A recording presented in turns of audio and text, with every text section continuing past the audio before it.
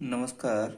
एक बार फिर से बीएससी फर्स्ट ईयर की बॉटनी की ऑनलाइन क्लासेज में आपका स्वागत है। पिछले वीडियो में अपन ने वॉलवॉक्स के अंदर उसकी सेल्यूलर स्ट्रक्चर, उसका क्लासिफिकेशन और उसके अंदर एसेक्सुअल रिप्रोडक्शन के बारे में पढ़ा था। तो उसमें बताया था कि वॉलवॉक्स के अंदर एसेक्सुअल रिप्रोडक्शन है जो विशेष प्रकार की सेल्स के द्वारा होता है, जिसे अपन गोनिडिया कहते हैं। और ये गोनिडिया है जो कॉलोनी की पश्च भाग के अंदर सिचुएटेड होता है। अब अपन पढ़ते हैं वॉलवॉक्स के अंदर सेक्सुअल रिप्रोडक्शन या लैंगिक जनन।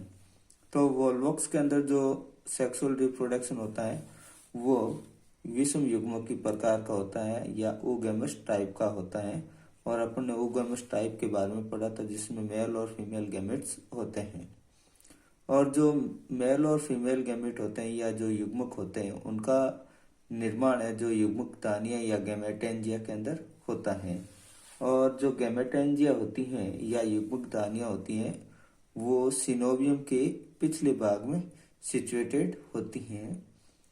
तो सिनोवियम के अंदर जो युग्मक दानियां होती हैं उसमें से जो नर युग्मक दानी होती हैं उसको पूदानी या एंथीरिडियम तथा मादा युग्मक दानी को अंडदानी या उगोनियम कहते हैं। नर युग्मक दानी के अंदर यानी कि पूदानी के अंदर पुंगरणों का निर्माण होता है, जबकि मादा युग्मक दानी या अंडदानी के अंदर अंड का निर्माण होता है। अब अपन पढ़ते हैं पूदानी के बारे में। तो पूदानी का डेवलपमेंट कैसे होता है। तो जो नर युग्मक दानी होती है उसकी जो एंथेरिडियल सेल्स होती हैं वो दूसरी सेल्स की तुलना में साइज में बड़ी होती हैं और इनकी जो फ्लैजिला होती हैं वो भी नष्ट हो जाती हैं। और ये जो सेल्स होती हैं वो पास वाली जो वेजिटेटिव सेल्स होती हैं उनसे प्लाज्मोडेस्माटा के द्वारा जुड़ी रहती हैं। तो जो पूदानी की जो सेल्स होती हैं जो साइज में कैसी होती हैं, बड़ी होती हैं। तो उनका जो साइटोप्लाज्म होता है या प्रोटोप्लाज्म होता है उसके अंदर यानी कि पूदानी के जीव द्रव्य के अंदर अनेक लॉन्गिट्यूडनल डिवीजन होते हैं, जिससे जो 16 से लेकर 512 तक छटाकार या रोड शेप्ड सेल्स का फॉर्मेशन होता है। और ये रोड शेप्ड सेल्स होती हैं वो रूपांतरित होकर या मॉडिफाइड होकर नर जनन कोशिकाएं या पुंगरणुओं का निर्माण या एंथीरोजोइड्स का निर्माण करती हैं। तो जो निर्मित पुंगरणु होते हैं या एंथीरोजोइड्स होते हैं उनकी अगर स्ट्रक्चर देखें तो वो तर्करूप या स्पिंडल होती हैं और पुंगरणु के अंदर 2 कशेरुकियां पाई जाती हैं। अब अपन देखते हैं वॉलवॉक्स के अंदर अंडदानी का डेवलपमेंट कैसे होता है। तो जिस तरह से अपने पूदानी के बारे में पढ़ा था, पूदानी का डेवलपमेंट कैसा होता है, तो ठीक उसी प्रकार अंडदानी का भी निर्माण होता है। लेकिन पूदानी के अंदर अपन ने पढ़ा था या एंथीरिडियम के अंदर अपन ने पढ़ा था कि उसका प्रोटोप्लास्ट है जो डिवाइड होता है, लेकिन अंडदानी का है जो प्रोटोप्लास्ट वो डिवाइडेड नहीं होता है। तो अंडदानी का डेवलपमेंट कैसे होता है। तो जो इनिशियल स्टेज होती है उस समय अंडदानी का आकार तो गोल होता है, लेकिन जब बाद में मैच्योर हो जाती हैं तो फ्लास्क शेप्ड हो जाती हैं और इसके अंदर अंड का निर्माण होता है। अंड है या जो फीमेल गैमेट्स होता है वो एक हरी गोल और अकशाभिक संरचना है। तो पुंगरणु के अंदर तो देखो 2 कशाभिक यानी कि एंथीरोजोइड्स हैं जो फ्लैजिलेटेड होता है और फ्लैजिला के जो नंबर है वो कितने थे, 2। लेकिन अंडदानी के अंदर फ्लैजिला नहीं पाई जाती हैं। तो इसका मतलब अपन को ये ध्यान रखना है कि जो विषम युग्मक की प्रकार का लैंगिक जनन होता है उसके अंदर मेल गैमेट मोटाइल होता है और फीमेल गैमेट है जो नॉन मोटाइल होता है। और मेल गैमेट है जो छोटा होता है और फीमेल गैमेट है जो बड़ा होता है। तो अंडदानी के अंदर जो अंड बनता है वो कैसी स्ट्रक्चर, एक ग्रीन गोल और नॉन फ्लैजिलेटेड स्ट्रक्चर है और इसके अंदर एक बड़ा न्यूक्लियस प्रेजेंट होता है और इसके अंदर बीतीय क्लोरोप्लास्ट भी पाया जाता है। अब अपन पढ़ते हैं इनके अंदर फर्टिलाइजेशन। तो फर्टिलाइजेशन कैसे होता है। तो पूदानी से जो मुक्त होते हैं पुंगरणु वो जल के अंदर तैरते हुए अंडदानी के मुख के पास आते हैं और जो अंडदानी का मुख होता है वो सिनोबियम की सतह पर खुलता है। तो जल में तैरते हुए पुमणु अंडदानी के मुख के द्वारा अंडदानी के अंदर प्रवेश करते हैं।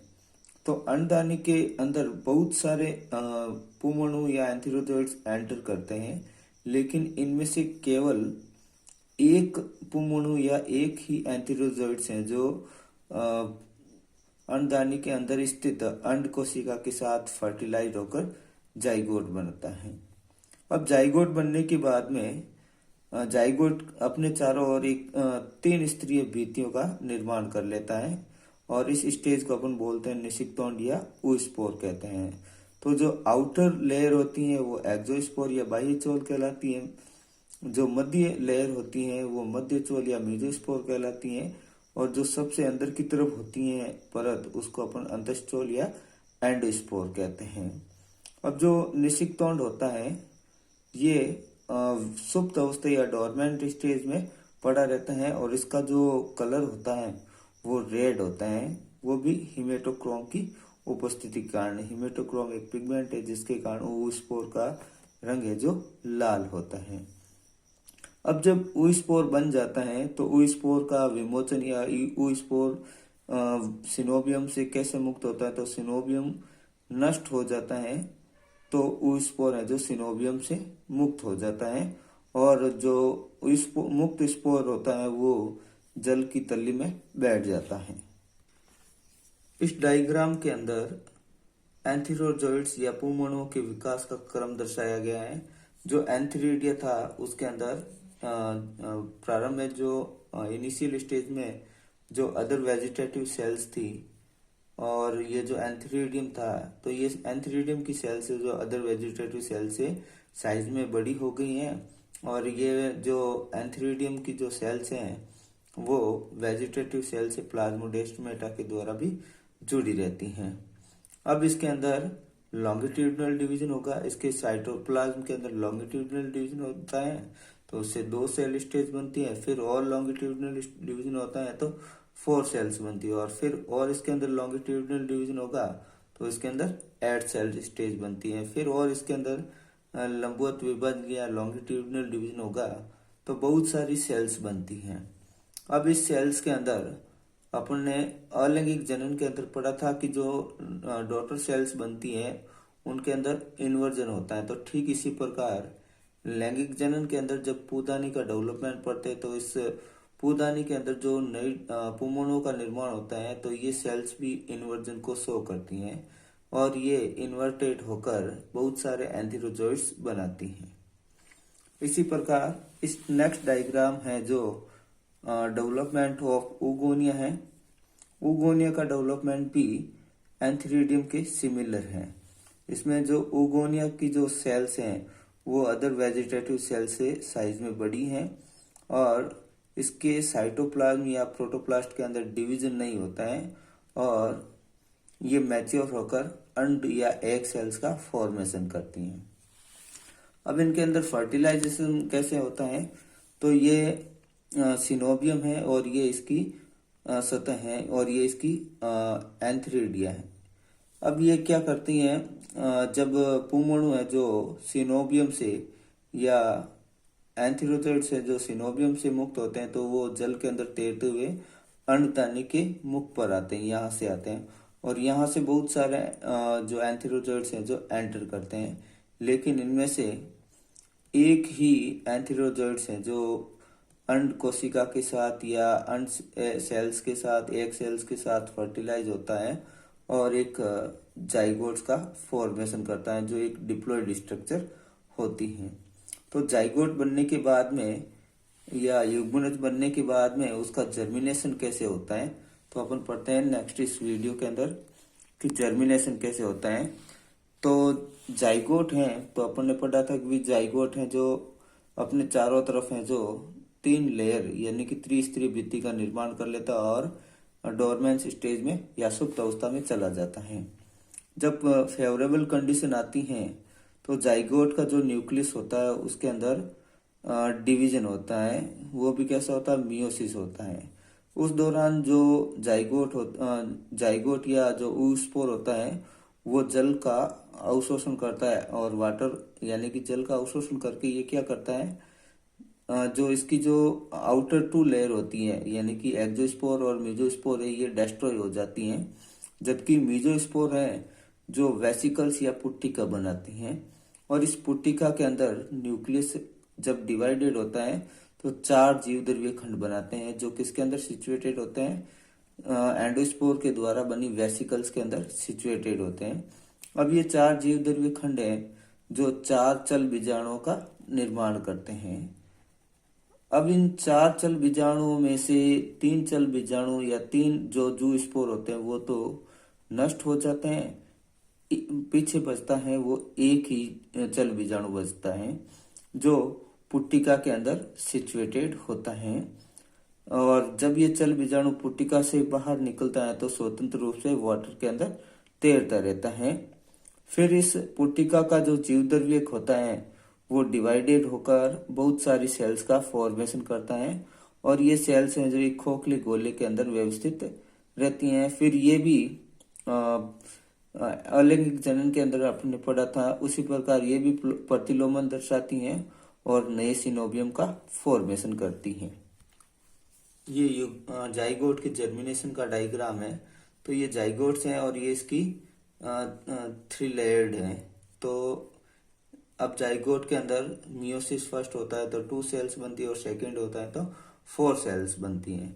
अब 4 सेल्स स्टेज में क्या होता है कि जो वाटर को एब्जॉर्ब करता है, तो वाटर एब्जॉर्ब करने के बाद में जो 2 आउटर लेयर होती है वो नष्ट हो जाती हैं, और जो अंदर की तरफ लेयर होती है एंडोस्पोर वो बची रहती हैं। और इसके अंदर जो जीवद्रव्य होता है उनमें से केवल एक जीवद्रव्य की है जो एक्टिवेट होता है, एक ही चल बीजाणु एक्टिव होता है, बाकी 3 चल बीजाणु जो नष्ट हो जाते हैं। और जो एक्टिव चल बीजाणु होता है वो बहुत सारे सेल्स का फॉर्मेशन करता है।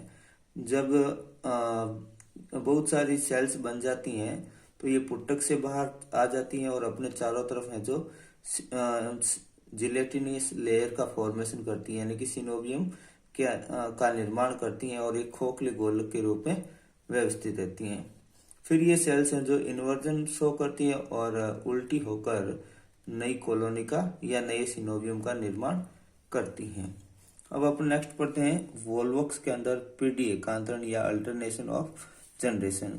तो वोल्वॉक्स के अंदर जो जीवन चक्र होता है या लाइफ साइकिल होती है वो अगुणित प्रकार की यानी कि हैप्लॉन्टिक टाइप की होती हैं, क्योंकि वोल्वॉक्स का जो प्लांट होता है वो तो हैप्लॉइड होता है, यानी कि इसकी पूरी लाइफ साइकिल है जो हैप्लॉइड होती है। डिप्लॉइड अवस्था है, डिप्लॉइड स्टेज है जो जाइगोट के समय ही दिखाई देती है, इसलिए इसका लाइफ साइकिल कैसा है, अगुणित प्रकार का, यह हैप्लॉन्टिक टाइप का होता है।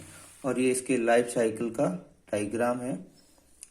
इसमें वोल्वॉक्स हैं जो हैप्लॉइड है, और इसके अंदर असेक्सुअल रिप्रोडक्शन है जो गोनिडिया के द्वारा हो रहा है, और सेक्सुअल रिप्रोडक्शन है जो उसके अंदर एंथ्रीडियम और ओगोनियम, और ओगोनियम के अंदर एग बनता है और एंथ्रीडियम के अंदर एंथीरोजोइड्स बनते हैं, और दोनों के अंदर फर्टिलाइजेशन होता है। तो जाइगोट जो डिप्लॉइड स्ट्रक्चर है, और इस जाइगोट के अंदर मियोसिस होता है, तो हैप्लॉइड जूस्पोर का फॉर्मेशन करते हैं, और ये हैप्लॉइड जूस्पोर है जो जुवेनाइल कॉलोनी यानी कि नई कॉलोनी का निर्माण करती हैं। तो वोल्वॉक्स के अंदर अपन ने लैंगिक और अलैंगिक जनन और उसकी लाइफ साइकिल के बारे में पढ़ा था। नेक्स्ट वीडियो में अपन कोलियोकीट के बारे में पढ़ेंगे।